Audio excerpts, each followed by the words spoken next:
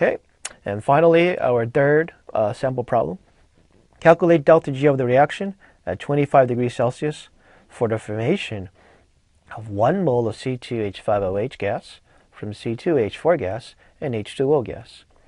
All right, so the first thing we probably want to do is translate this into a balanced chemical equation. So the reactants are C2H4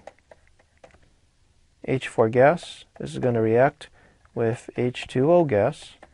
That's going to form 1 mole of C2H5OH gas.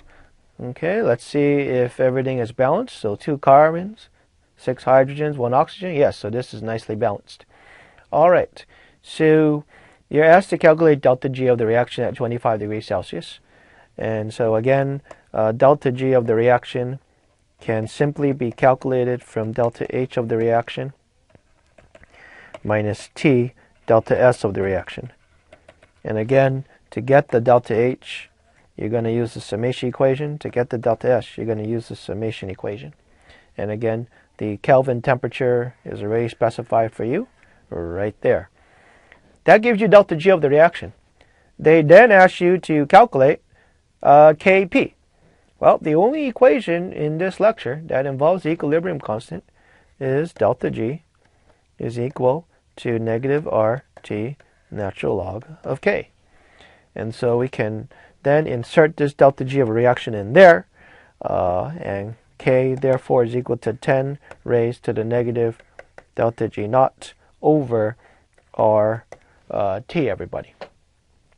Where, of course, R is equal to 8.314 joules per K mole. And always double check your work. Make sure that K is a positive value, because again, we saw in previous lectures that K can never ever be negative.